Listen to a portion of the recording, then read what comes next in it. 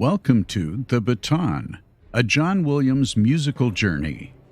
Join host Jeff Commings as he takes you through the career of the illustrious film composer John Williams, starting with his debut in 1959 through more than 100 films in 60 years.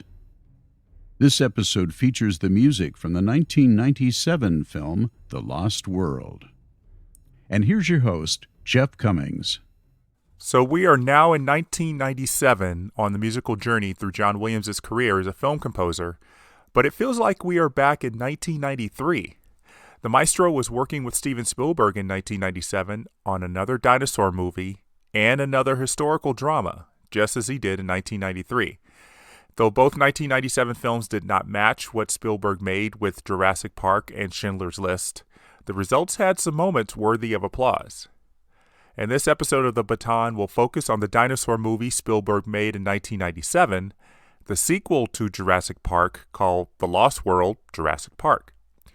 And I have a co-host joining me to walk through this score. Alex Hoffman, it's great to have you here. Hi Jeff, thanks for having me. Tell us about your musical background and how you became a fan of John Williams' music.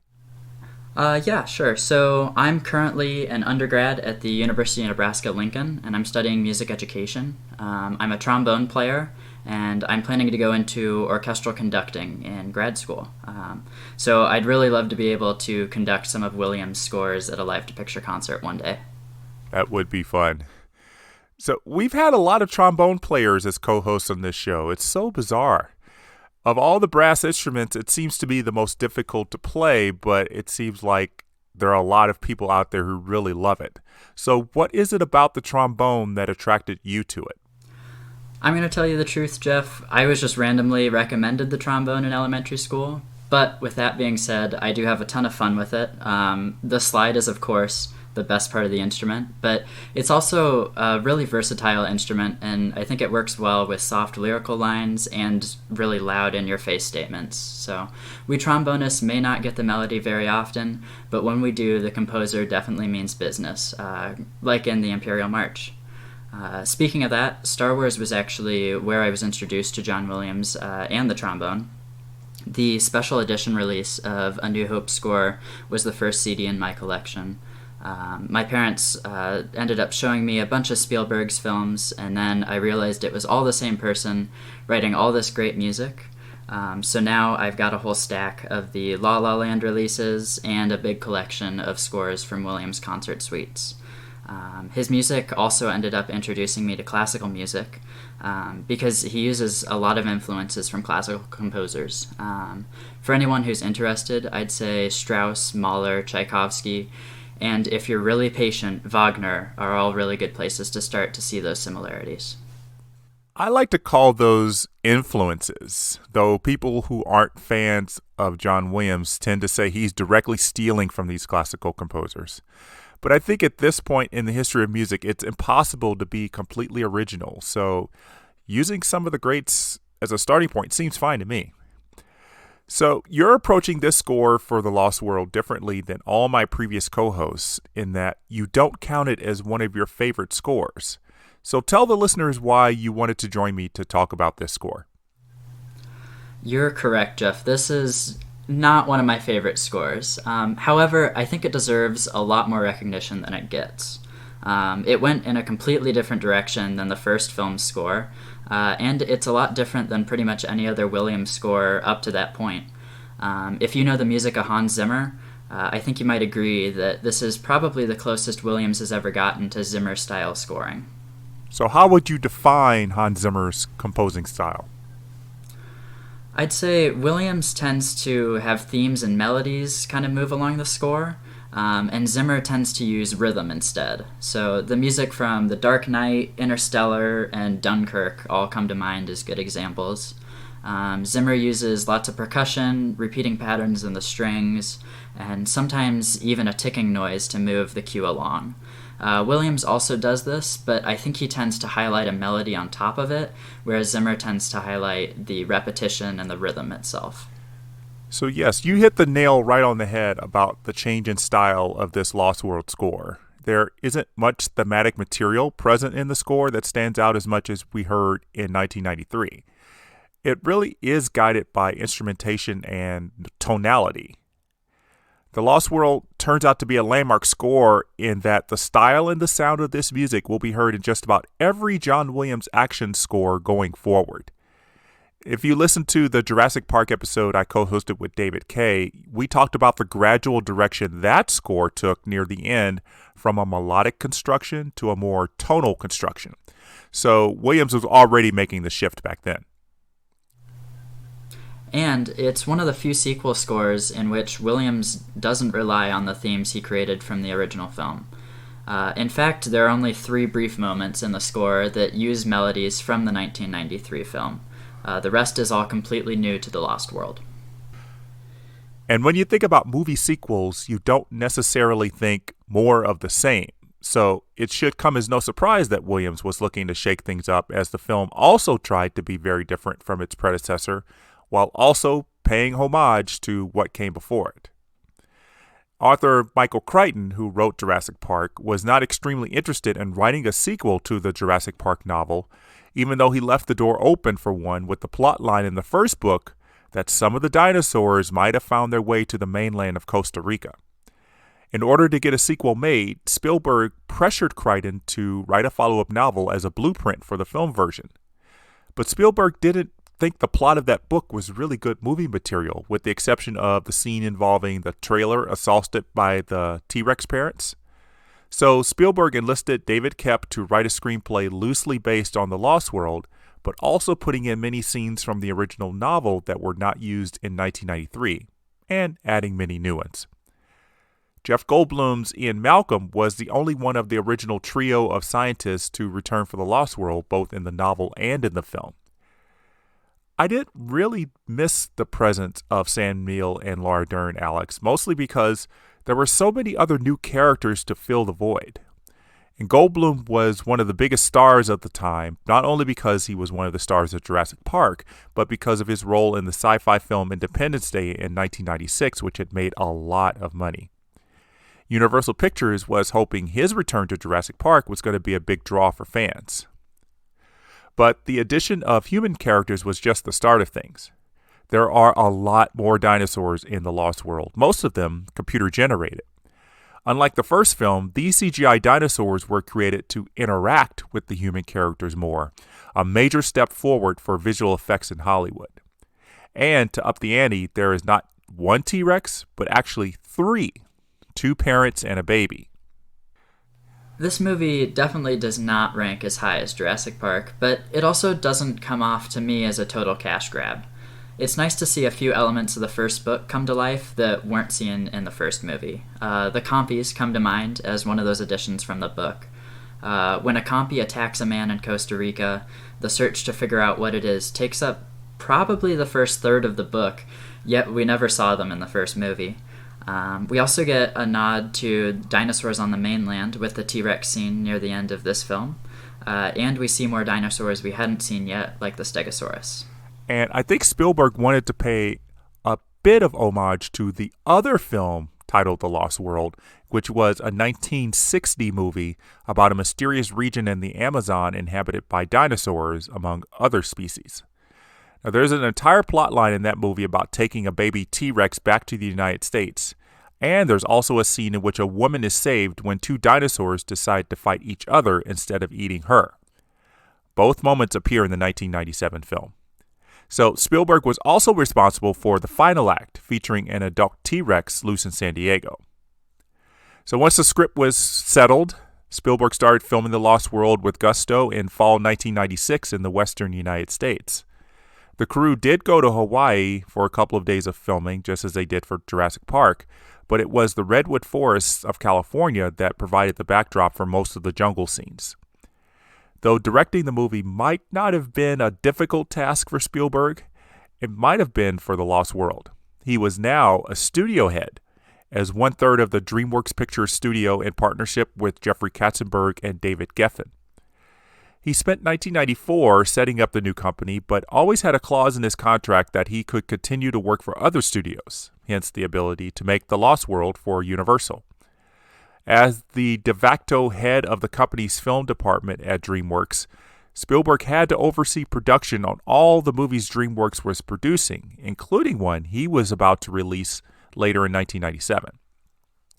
So just as he did in 1993, Spielberg was pretty much working on both of these films at the same time. When filming ended, he went right to work for Amistad, but luckily everything was to be shot in North America, including some scenes done on the Universal lot in Southern California. Spielberg was unable to be on the soundstage when John Williams was recording the Jurassic Park score, but he was there for a few sessions for The Lost World, I'm sure. Now, between his work on Rosewood and The Lost World, Williams went to a galaxy far, far away for a brief moment, composing new music for the revised celebration sequence at the end of the special edition version of Return of the Jedi set for release in February 1997. The style of this composition, Williams said, would be used at the end of the upcoming first film in the Star Wars prequels, which was set for a summer 1999 opening. So I'll talk about that later in the episode for The Phantom Menace. Alex, let's get back to the Lost World score now. Sure, yeah. One of the standout aspects of The Lost World is its use of percussion. The scoring stage, where Williams recorded the music, likely had a larger than usual section for all the various percussion instruments he would use for the score. While John Williams was creating the style of the score in early stages with Spielberg, an interesting suggestion came from the director.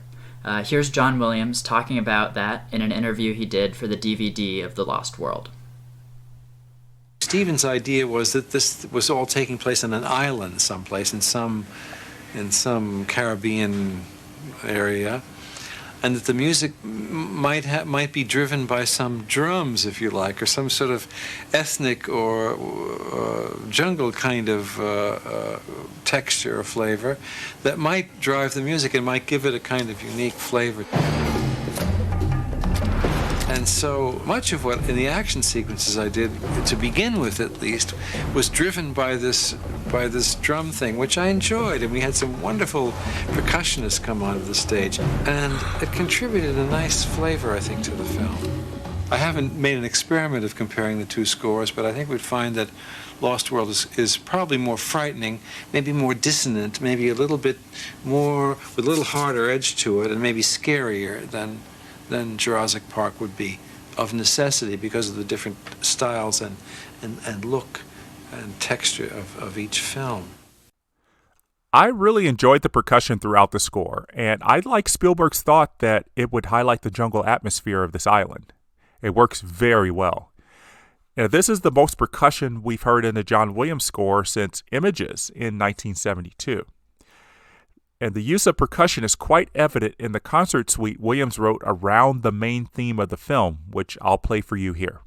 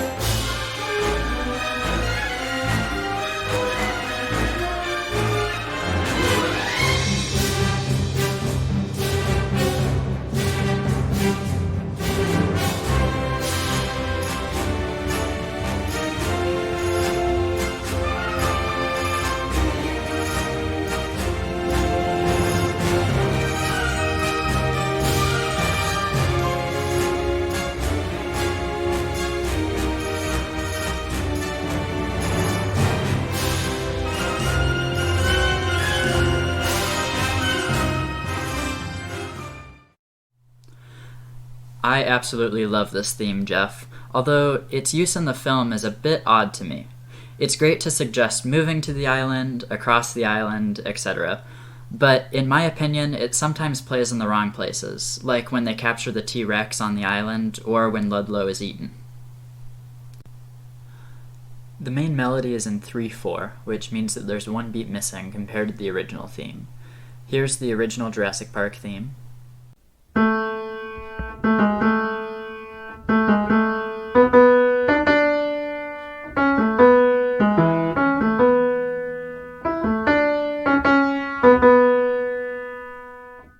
And here's the Lost World theme.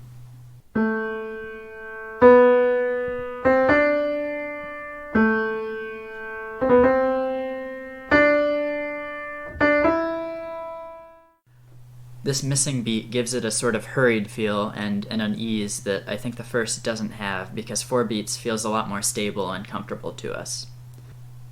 The melody is basically just going up and down a minor scale.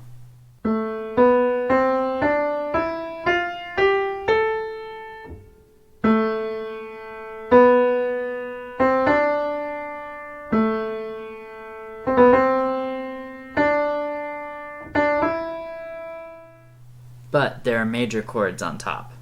Normally, we think of minor as sad and major as happy, so you get this mix of anticipation and wonder, and then also unease and fear. These major chords are being planed, which is when you play the same type of chord up and down a scale.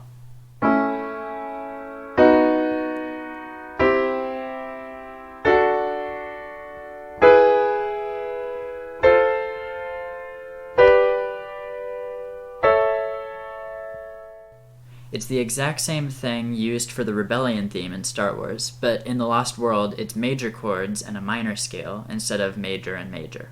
The fact that Williams uses planing is important because it uses notes outside this key or scale, which also signifies to our ear that we're going somewhere away from what we know, in this case, to a second island that's much different than what we've seen in the first movie.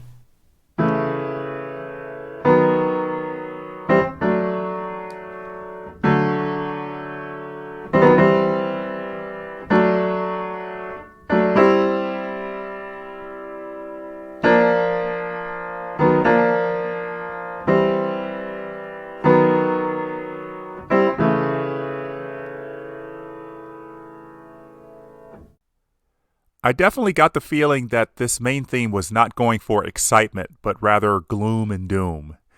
This movie as a whole is much darker, so the main theme has to suit that mood. The first scene of the film, however, seemed much more innocent to me than the first scene in Jurassic Park when a velociraptor attacks a man and eats him.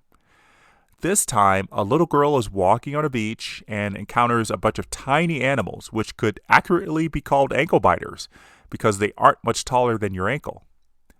As the girl walks away from her parents on the beach, Williams brings in the glissando strings, letting us know things may not be just a regular beach vacation.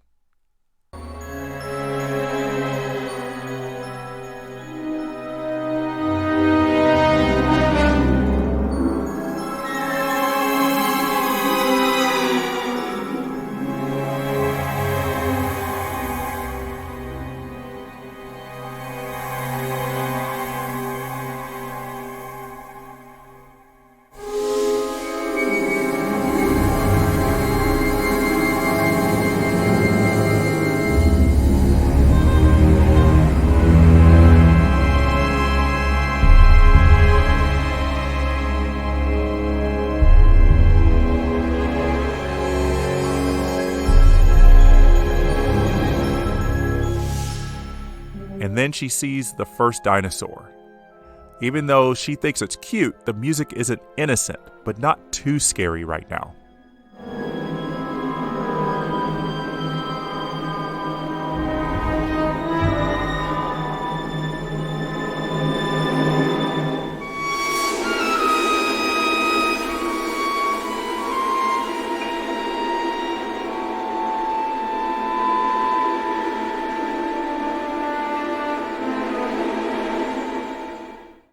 Things get a little out of hand now as more of the tiny dinosaurs come out of the forest. We get a lot of high shrieks on the piccolo, some strong timpani drums to make it more urgent, and dissonance in the rest of the orchestra as we don't see what's happening to the little girl, but the music is telling us plenty.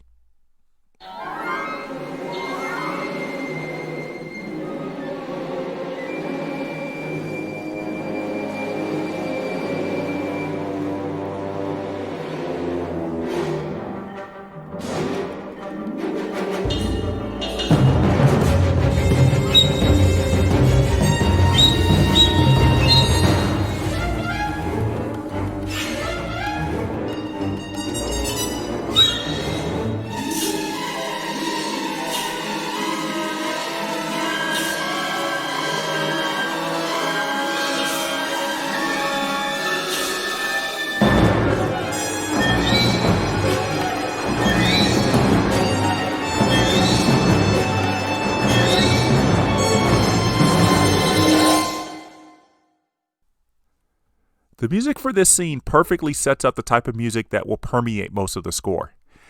Though these dinosaurs, which we later learned are called compsognathus or compies, will later return in the film to do more damage. Williams doesn't write a theme for them. Instead, he uses dynamics to tell us about these dinosaurs musically. Dynamics in music give a performer instructions on how to play their instruments, and Williams goes for some unusual tactics. You're correct there, Jeff. I'd say all these elements kind of create this great cacophony of sound, and it bears a lot of resemblance to the mid-20th century experimental classical music. It leaves us really unsettled in this opening scene, especially since we don't see what happened to that girl. How about we skip forward and we talk about the scene when the compies return later in the film? Yeah, sure, that works for me. Great. So at this point, Dieter has gone into the woods for a bathroom break, and he finds himself face to face with a compy. He doesn't think too much of it until others show up, and he's chased through the forest. Eventually, Dieter is taken down and killed by a swarm of compies as the camera pans to a stream turning blood red. This cue is in two parts, with a break where Dieter thinks that he's gotten away from the tiny predators. William creates panic in a really cool way here, with a lot of unconventional techniques that he hasn't used all that often up until this point. First, we hear stopped French horns, or horns that have muted their sound with their hands. This gives the very nasal and raspy sound. Underneath that are strings playing glissandos and trills, which blur the pitch, and a piano plays random notes. The piccolo is asked to play random high shrieks, and the rest of the woodwinds and brass are asked to play the same note as fast as they possibly can.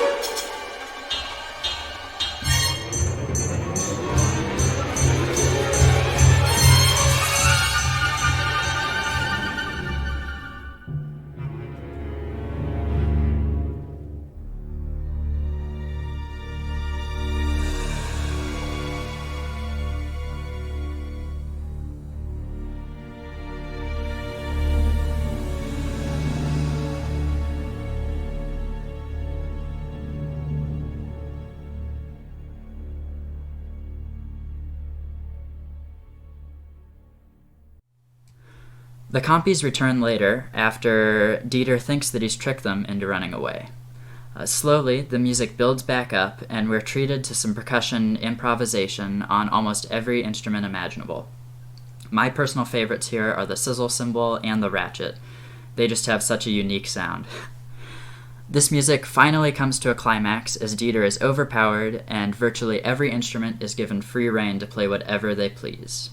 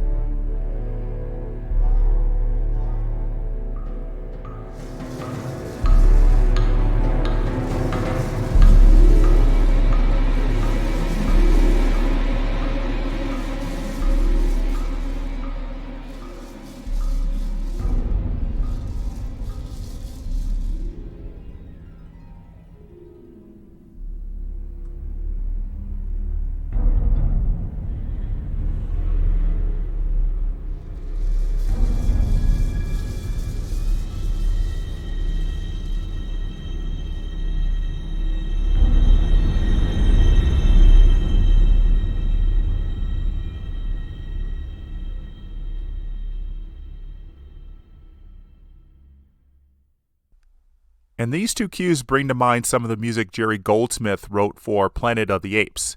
Very dissonant and wild and just fun to hear. Some of this music wasn't put into the final film, so it's great to present it all here.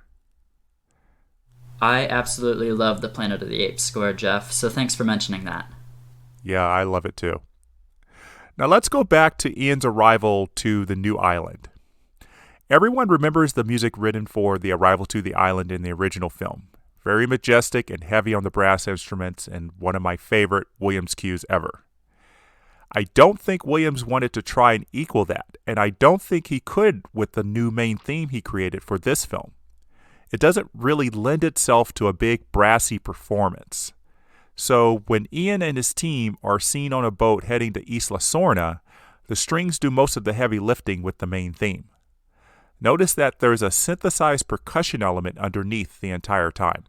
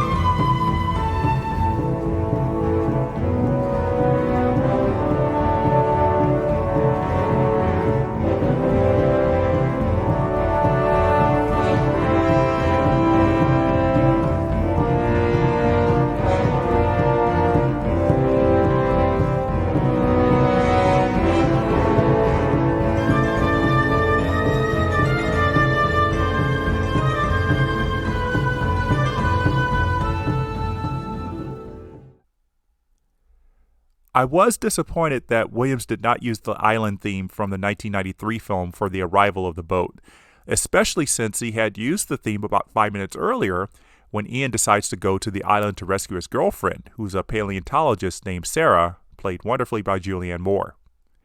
Now, Alex, I know I am not a composer, but I think a rousing statement of the original island theme for a few seconds, followed by the new main theme, would have been a more rousing and exciting musical moment. What do you think? I agree with you, Jeff. This new theme is a little too subdued and dark for a grand statement as they arrive, and I think a few more callbacks to the original score would have been a really nice touch. So, along with Ian and his team, there's another group on the island made of dinosaur hunters looking to trap the beasts and bring them to San Diego for the ultimate zoo.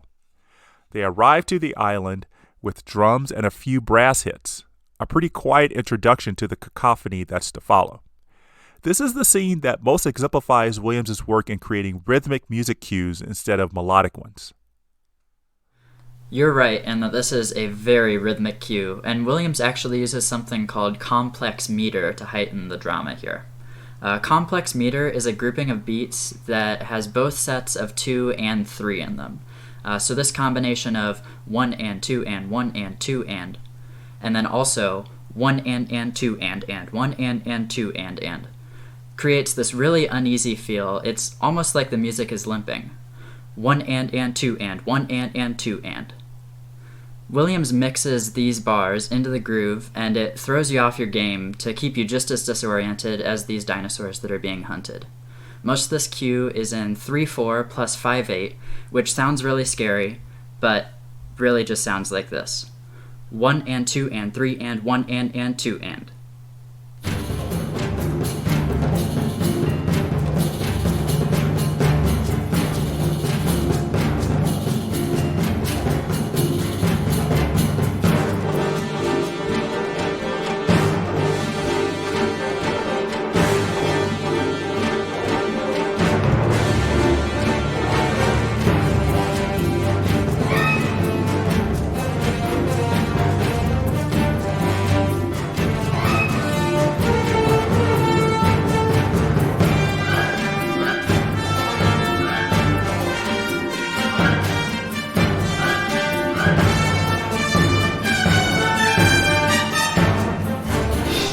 As you mentioned earlier, this cue is driven by the percussion in the background.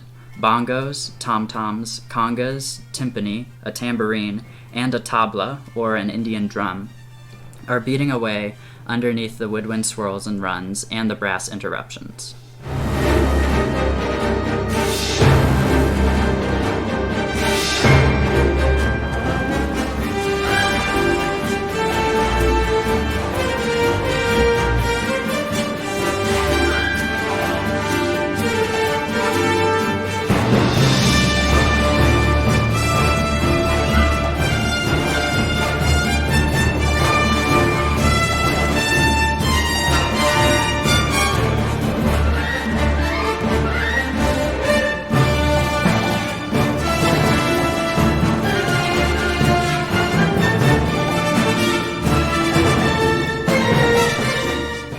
I also really love the horn rips here, which is when they shoot up to a high note really fast and hit all the notes in between.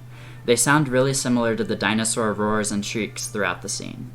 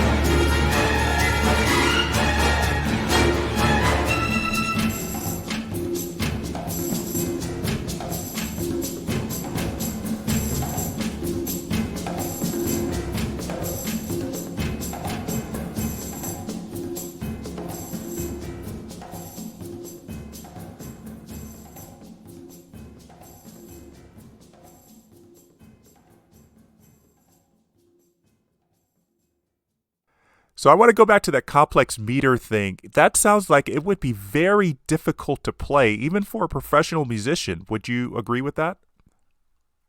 Yes, especially here, there's not a solid groove going on the whole time. Every once in a while, you skip around a bit.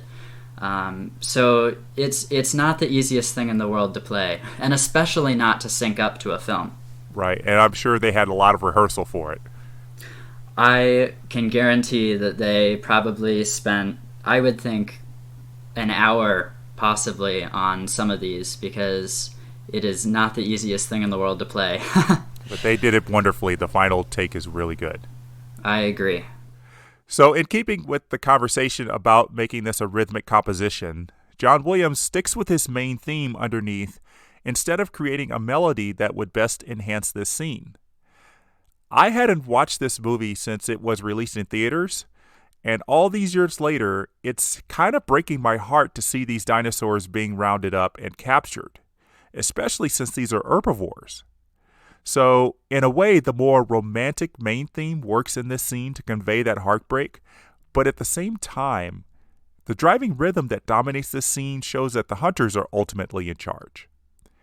I felt that dichotomy while watching the scene and feel it just as much when listening to the music apart from the visuals. A great series of musical choices here that really highlight this scene.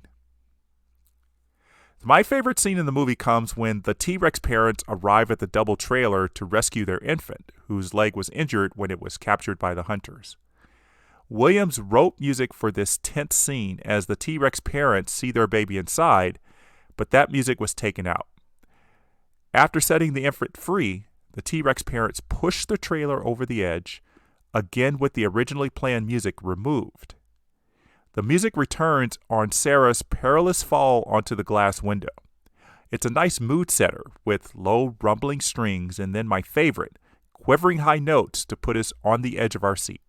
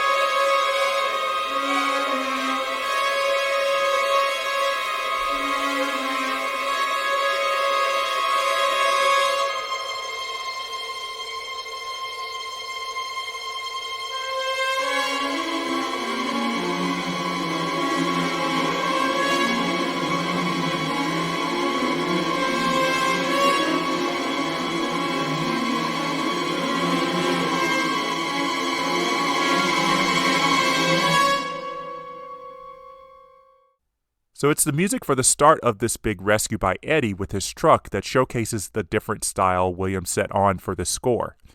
The big percussion, bass, and piano are interesting instrument choices for this.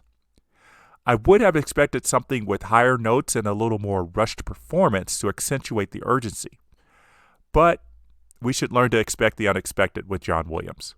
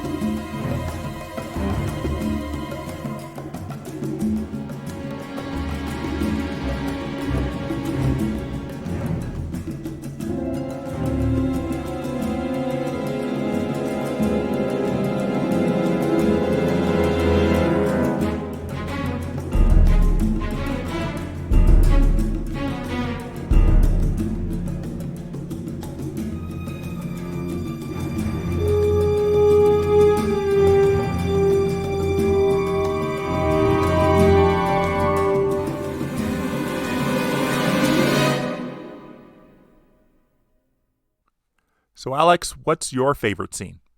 That's a hard one to pick, Jeff. There's a lot of action here to pick from, but I'd say my favorite scene probably comes when the group has almost made it to the communications compound, which is at the other side of the island, and they are about to call for help. Ian, his daughter, named Kelly, and Sarah are ambushed by velociraptors, and they have to use some quick thinking and Kelly's gymnastics skills to avoid getting eaten. This cue starts with some exotic-sounding lines with an ethnic flute and percussion.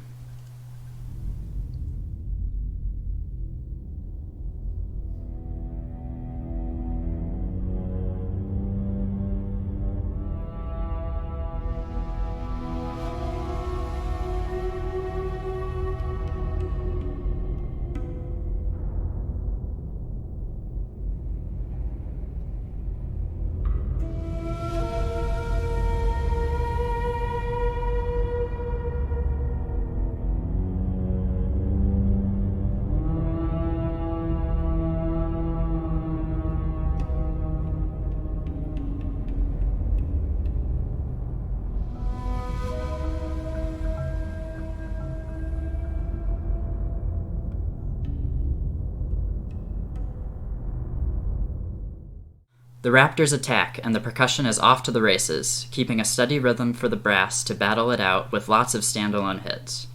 Almost all the lines in the brass are moving upward here, which heightens the tension of the scene and hints at Kelly and Sarah's next move. Ian is left to fend for himself, while the girls, trapped in the shed, end up climbing up the pipes and ladders to get away from the velociraptor. The brass also has some really jazzy rhythms here, which are unexpected, but I think they fit the scene really well.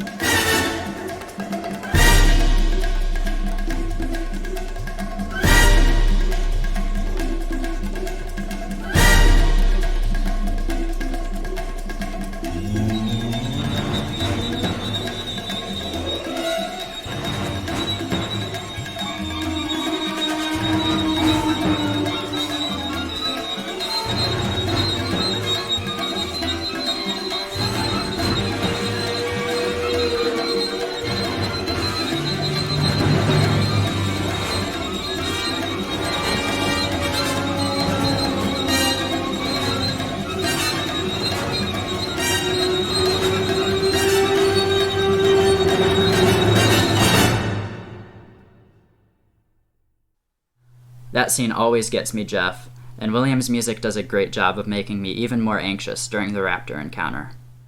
Oh yes, those jazzy chords in the brass section are kind of cool too, and it's very different from the eerie string writing he did for the Raptors in Jurassic Park. Now, what I don't like about this cue in the film is that the sound effects overpower the percussion some of the time, but it's still a very, very energetic composition. Now, Mark Rapps is a big fan of the Lost World score, and he wrote to me recently to talk about several aspects of the score. He mentioned several scenes that were re-edited after Williams had finished recording, which prompted some musical changes. One of them was the moment everyone gets onto the helicopter immediately after the Raptors attack. The music here was supposed to be a continuation of the music from the Raptor attack, but instead we get a very rousing rendition of the main theme instead, which comes from the concert version. Now, I have to agree with the choice to put in the main theme concert version, because at this point, we really needed music to help us celebrate the escape.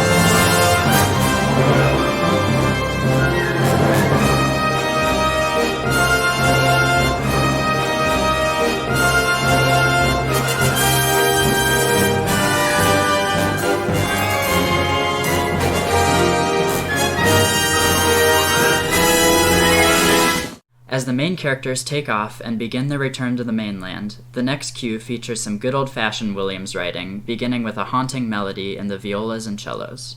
We cut to Roland and Ludlow as they discuss taking the Buck T-Rex back to San Diego, and when Roland refuses a job at the new park, there are minor chords in the trombones.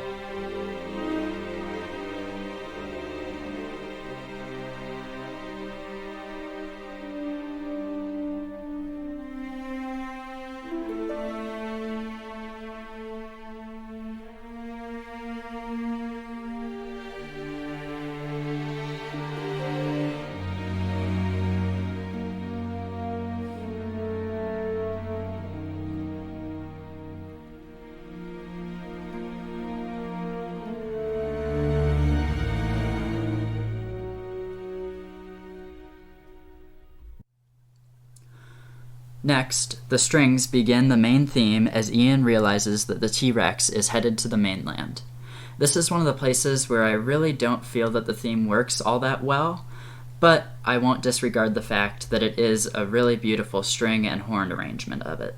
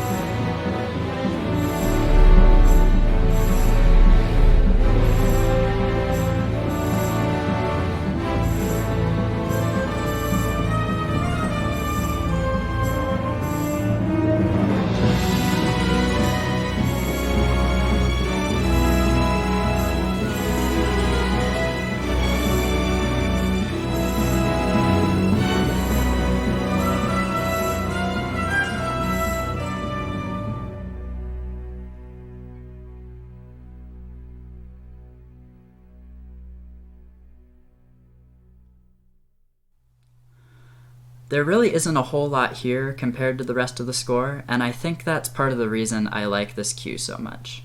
It's so similar to what you might find in a standard background Williams cue, And it's really nice to have this to listen to after all the shrieks, noises, and constant driving forward of the previous hour of the film.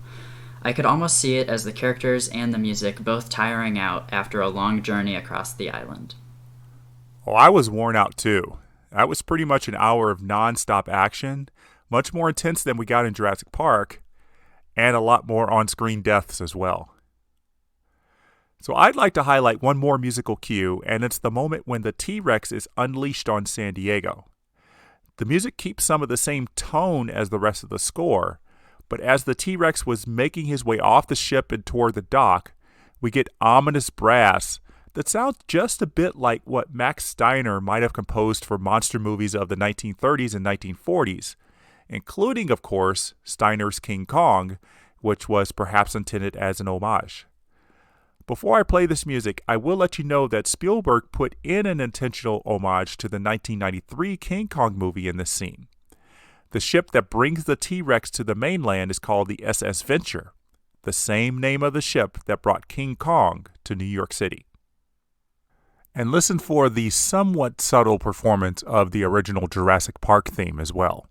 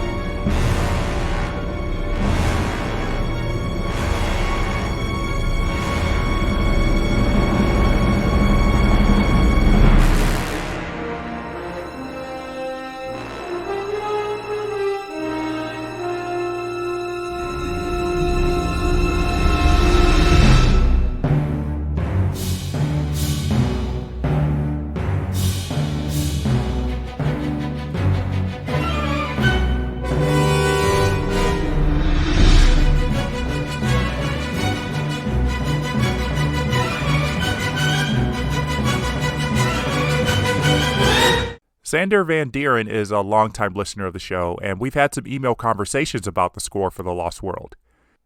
He talked about this being his first soundtrack that he bought before seeing the movie and being surprised at the lack of thematic material from the first film.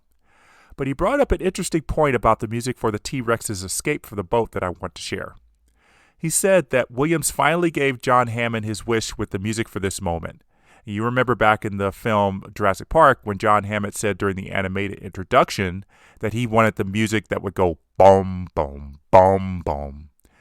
So I really like that observation because each brass hit here does almost mimic the dinosaurs' pounding footsteps. So like Sander, the Jurassic Park score officially brought me into the world of John Williams and helped me to really understand the role of movie music. The music for The Lost World is a nice effort, and I appreciate the challenge by Williams to go with a stylistic change in composition, almost 180 degrees from what we were expecting. As we said earlier, this is going to be a musical choice in all future action movies, especially those directed by Spielberg, but also the Star Wars prequels and sequels. Even though critics deemed The Lost World a bit of a mixed bag, the anticipation of the movie brought fans of the original to it in droves. The movie broke lots of box office records, including the biggest Memorial Day weekend and the biggest one-day earning. It also earned $100 million faster than any previous film, doing so in 6 days. But with all these records, The Lost World didn't earn as much money as Jurassic Park, $618 million worldwide as opposed to $914 million. All this talk of The Lost World making money hand over fist was quickly quieted about 6 months later when Titanic started its voyage toward earning $1 billion worldwide. John Williams' only Peer Award nomination for this score came with a Grammy nomination for its soundtrack album, competing with the score he would write after this, 7 Years in Tibet. Competing against himself might have hurt his chances for a 17th Grammy Award, which was given to Gabriel Yared for The English Patient. So this would be Williams' final foray into the world of Jurassic Park's dinosaurs. He will still earn some royalties, I bet, when Don Davis used Williams' music for Jurassic Park 3 in 2001, and then when Michael Giacchino referenced the maestro's music for the Jurassic World films. And Spielberg would step out of the director's chair for the remaining Jurassic Park films, but he would serve as executive producer, which is essentially the same as director, but with strong controls over ideas and money, for every Jurassic Park movie that followed. So, Alex, do you have any final thoughts on The Lost World?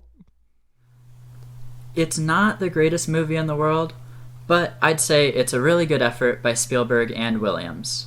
I think most of your listeners probably haven't seen it for quite some time, so I'd urge them to go back and watch it to at least give the music a second chance. And there's also some actually pretty great special effects for the year it was made in that have held up pretty well.